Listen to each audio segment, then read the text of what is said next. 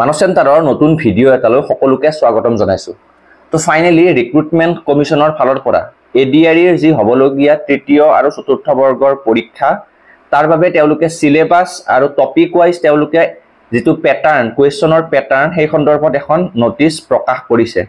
তো এই নোটিছখনত কোন বিষয়ৰ পৰা কিমানখিনি নম্বৰ আহিব, ক'ত কিমান নম্বৰ থাকিব, কোনখিনি টপিকস আপোনালোকে পঢ়িব লাগিব গোটেইখিনি উল্লেখ কৰা হৈছে। তো আপোনালোকক মই নোটিছখন দেখুৱাই দিছোঁ চাওক।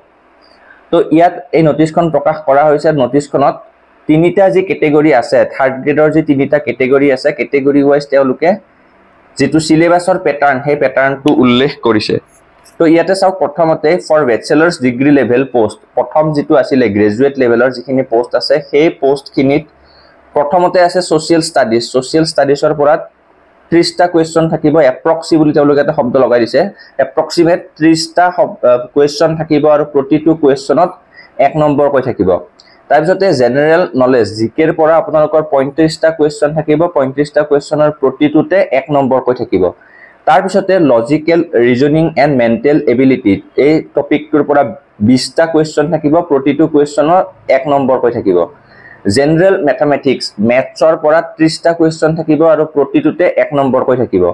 তাৰপিছতে চাওক জেনাৰেল ইংলিছৰ পৰা 10টা কুৱেশ্যন থাকিব আৰু প্ৰতিটোতে 1 নম্বৰকৈ থাকিব।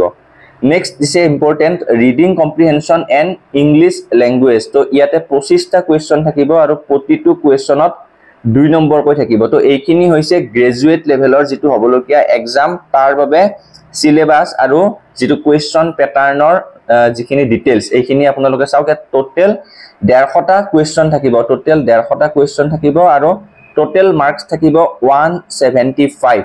টোটেল 170 মাৰ্কস হ'ব, 150টা কুৱেশ্যন থাকিব আৰু সময় পাব আপোনালোকে 3 ঘণ্টা।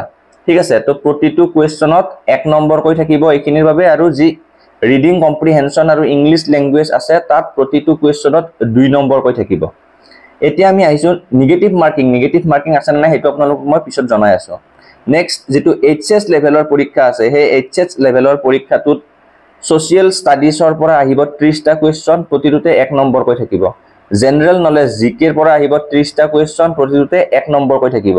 লজিকেল ৰিজনিং এণ্ড মেণ্টেল এবিলিটিত থাকিব 20টা কুৱেশ্যন, প্ৰতিটোতে 1 নম্বৰকৈ থাকিব। তাৰপিছতে আছে জেনাৰেল ইংলিছত 35টা কুৱেশ্যন থাকিব আৰু প্ৰতিটোতে 1 নম্বৰকৈ থাকিব। জেনাৰেল মেথামেটিক্স মেথছৰ 35টা কুৱেশ্যন থাকিব আৰু প্ৰতিটোতে 1 নম্বৰকৈ থাকিব। ঠিক আছে, তো এই দুটা যি কেটেগৰী আছিলে HS আৰু আপোনাৰ গ্ৰেজুৱেট লেভেলৰ, তো এই দুটাতে আপোনালোকৰ যেটো প্যাটাৰ্ন সেই প্যাটাৰ্নটো মই আপোনালোকক জনাই দিলো। ইয়াত কুৱেশ্যন 150টা থাকিব আৰু নাম্বাৰ হ'ব 150, সময় পাব 3 ঘণ্টা। ঠিক আছে, নেক্সট যেটো আছে এইটো ড্ৰাইভাৰৰ পোষ্ট, ড্ৰাইভাৰত যিসকলে এপ্লাই কৰিছে তেওঁলোকৰ বাবে এইখিনি। সোশ্যাল ষ্টাডিজত সেম 20টা কুৱেশ্যন থাকিব, প্ৰতিটোতে 1 নম্বৰকৈ থাকিব। জেনাৰেল নলেজত 30টা কুৱেশ্যন থাকিব, লজিকেল ৰিজনিং এণ্ড মেণ্টেল এবিলিটিত 20টা কুৱেশ্যন থাকিব, জেনাৰেল ইংলিছত 30টা কুৱেশ্যন থাকিব, জেনাৰেল মেথছত 30টা কুৱেশ্যন থাকিব আৰু যেটো ৰোড ট্ৰান্সপৰ্ট আছে, ৰোড ট্ৰান্সপৰ্ট যেটো ড্ৰাইভাৰৰ পোষ্ট তাত 20টা কুৱেশ্যন থাকিব, টোটেল 150টা কুৱেশ্যন আৰু টোটেল মাৰ্কস হ'ব 150 আৰু সময় পাব 3 ঘণ্টা। তো এইখিনিয়ে এটা তেওঁলোকে simple weight topic wise number distribution খিনি দেখুৱাই দিছে। ইয়াত যেটো বেচেলাৰ ডিগ্ৰী আছিলে, যেটো আপোনালোকৰ গ্ৰেজুৱেট লেভেল আছিলে, তাত আপোনাৰ ৰিডিং কম্প্ৰিহেনশ্যন আৰু ইংলিছ লেংগুৱেজত যি 25টা কুৱেশ্যন থাকিব তাত 2 মাৰ্কস কৈ থাকিব। এইটো এটা অকমান বেলেগ কৈ দি দিছে, 2 মাৰ্কস কৈ থাকিব আৰু টোটেল কুৱেশ্যন 150টাত 175 মাৰ্কস টোটেল থাকিব। এতিয়া আইছো নিগেটিভ মাৰ্কিংৰ কথা লৈ। তো এই যেটো ADRE টুৰ তৃতীয় আৰু চতুৰ্থ বৰ্গৰ পৰীক্ষা হ'ব, ইয়াত কিন্তু নিগেটিভ মাৰ্কিং থাকিব। চাওক তলত উল্লেখ কৰা হৈছে, there will be negative marking for wrong answer. The negative marking to be awarded for each wrong answer will be equivalent to 1/4 of the marks allotted for that question. এটা কুৱেশ্যনত আপোনালোকৰ যদি ভুল হয় তেতিয়া হলে আপোনালোকৰ নাম্বাৰ কাট হ'ব, আপোনালোকৰ নিগেটিভ মাৰ্কিং এড কৰা হ'ব। ঠিক আছে, তো ইয়াত চাওক এটা যদি কুৱেশ্যনত 1 নম্বৰী কুৱেশ্যনত যদি আপোনাৰ ভুল হয় 0.25 মাৰ্ক নিগেটিভ হ'ব। ঠিক আছে, কাট খাব। যদিহে 2 নম্বৰী কুৱেশ্যন এটা ভুল হয় তেতিয়া হলে 0.50 মাৰ্কস আপোনাৰ পৰা কাট হ'ব, নিগেটিভ হ'ব। তো এটা ভাল কাম কৰিছে, নিগেটিভ মাৰ্কিং এবাৰ এড কৰা হৈছে। তো যি এক্সাম সেই এক্সামটো মাল্টিপল চইচে হ'ব MCQ মাল্টিপল চইচ কুৱেশ্যন থকা এনসাৰে হ'ব চাৰিটাকৈ আপোনালোকৰ অপচন থাকিব তাৰ পৰা কাৰেক্ট এনসাৰটো আপোনালোকে সিলেক্ট কৰিব লাগিব The number of questions mentioned above tables for different subjects or topics are indicative or approximate ঠিক আছে ওপৰত যিখিনি নাম্বাৰ দিছে হেতু approximate হয়তো এটা দুটা তল ওপৰ হ'ব পাৰে কিন্তু যেটো টোটাল নাম্বাৰ দিয়া হৈছে আৰু টোটাল কোৱেশ্চন দিয়া হৈছে হেতু কোনো ধৰণৰ হলনি নহয় সেই কথাটো ইয়াত উল্লেখ কৰা হৈছে তাৰ পিছতে দিয়া হৈছে আপোনালোকে যদি এটাতকৈ বেছি অপচন সিলেক্ট কৰে তেন্তে হেতু কোৱেশ্চন আপোনালোকৰ ভুল হ'ব হেতুত আপোনালোকে নেগেটিভ মাৰ্কিং লাভ কৰিব যিখন কোৱেশ্চন পেপাৰ থাকিব কোৱেশ্চন পেপাৰখনত অসমীয়া বঙালী ইংলিশ বড়ো আৰু হিন্দী এইকেইটা ল্যাঙ্গুৱেজত থাকিব গতিকে আপোনালোকে টেনচন ল'ব নালাগে অকল অসমীয়াত নাথাকে কেইবাটাও ল্যাঙ্গুৱেজত এক্সাম পেপাৰখন থাকিব The date and time of the examination will be notified in due course of time সোনকালে এক্সামৰ ডেট ঘোষণা কৰিব বুলি নটিছখনত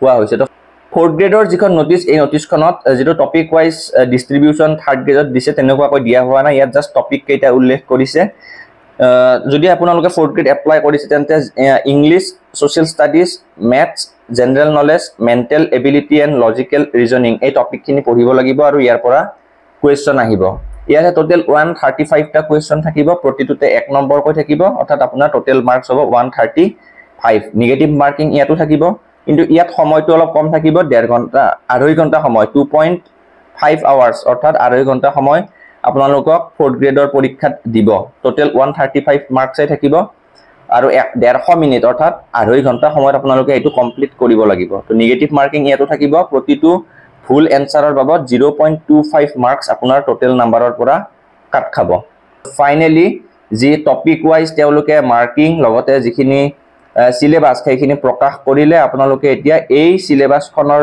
বেস কৰি আপোনালোকৰ যি স্টাডিৰ যেটো আপোনালোকৰ প্ৰস্তুতি সেই প্ৰস্তুতি আগবঢ়াই লৈ গৈ থাকক কাৰণ খুব সোনকালে লিখিত পৰীক্ষা হ'বলৈ গৈ আছে তেওঁলোকে অতি সোনকালে যেটো এক্সাক্ট ডেট সেইটো ঘোষণা কৰিব মুখ্যমন্ত্ৰীয়ে যেটো অলৰেডি ঘোষণা কৰিছে তৃতীয় বৰ্গৰ আৰু চতুৰ্থ বৰ্গৰ বাবে ডেট সেই ডেটতে হ'ব কিন্তু এই ৰিক্ৰুটমেন্ট কমিশনৰ ফালৰ পৰা এখন নোটিছ তেওঁলোকে খুব সোনকালে প্ৰকাশ কৰিব তো এই ভিডিওটোত ইমানখিনিয়ে যদি ভাল পালে তেন্তে লাইক কৰিব আৰু আহিবলগীয়া নতুন ভিডিওসমূহৰ বাবে চেনেলটো সাবস্ক্ৰাইব কৰি ৰাখিবলৈ নাপাহৰিব